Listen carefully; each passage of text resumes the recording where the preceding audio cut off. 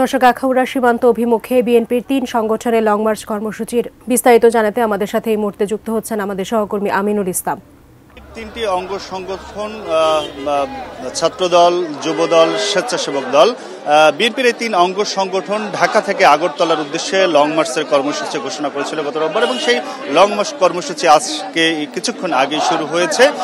দলের সিনিয়র যুগ্ম মহাসচিব রুহুল কবির রিজভী কিছুক্ষণ আগে এই কর্মসূচির উদ্বোধন করেন নয়াপল্টন দলীয় কার্যালয়ের সামনে থেকে। সেখান থেকে এই লং মার্চটি এখন আনুষ্ঠানিকভাবে শুরু হলো। আমরা ইতিমধ্যেই দেখেছি যে এই ৩ অঙ্গ সংগঠন, অর্থাৎ বিএনপির প্রধান ৩ অঙ্গ সংগঠন ছাত্রদল, যুবদল, স্বেচ্ছাসেবক দল, তাদের কয়েক হাজার নেতাকর্মী এই লং মার্চে অংশ নিচ্ছেন এবং বেশ অনেক গাড়ি বহর নিয়ে তারা এই ঢাকা থেকে আগরতলার উদ্দেশ্যে এই লং মার্চ শুরু করছেন।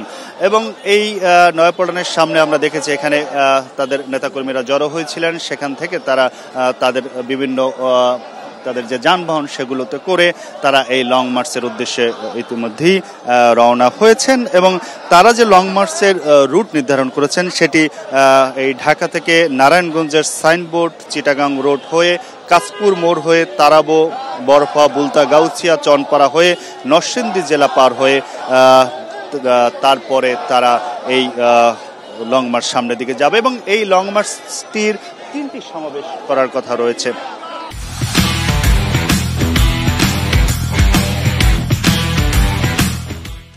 যেটি প্রথমটি ইতিমধ্যেই উদ্বোধনী এখানে হয়েছে পল্টনে দলীয় কার্যালয়ের সামনে।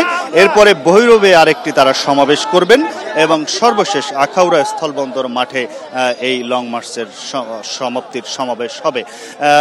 তারা যে কারণে এই লং মার্চটি করছেন, ভারতীয় আগ্রাসন এবং কলকাতায় যে ভারতীয় বা কলকাতায় বাংলাদেশের উপ হাই কমিশনে সেখানে বাংলাদেশের পতাকাকে অবমাননা করা হয়েছে এবং দূতাবাসের সামনে কিছু উগ্রপন্থীরা হামলা করেছে। এইগুলোর প্রতিবাদ জানাতেই ছাত্রদল, যুবদল, স্বেচ্ছাসেবক দল এই কর্মসূচির আয়োজন করেছে। এবং তারা এর মধ্য দিয়ে বাংলাদেশের মানুষের যে প্রতিবাদ, সেই প্রতিবাদটি ভারতের কাছে তারা জানাতে চাচ্ছেন এবং সেই প্রতিবাদ স্বরূপই তারা এই লং মার্চ কর্মসূচি নিয়ে ঢাকা থেকে আগরতলার উদ্দেশ্যে রওনা হয়েছে। আমরা সেই লং মার্চ কর্মসূচিতে রয়েছি এবং এই কর্মসূচির আরও বিস্তারিত জানাবো। এই তারা যেসব জায়গাতে তাদের ইতিমধ্যেই আমি বলেছি যে সমাবেশ করার কথা রয়েছে এবং তারা আরও কিছু কর্মসূচি করবে এবং কর্মসূচি করে তারা আবার আজকে ঢাকায় ফিরে আসার কথা রয়েছে। তো এই ছিল আমার কাছে ঢাকা থেকে আগরতলার উদ্দেশ্যে বিএনপির 3 অঙ্গ সংগঠনের পক্ষ থেকে যে লং মার্চ কর্মসূচির আয়োজন করা হয়েছে তার খবর।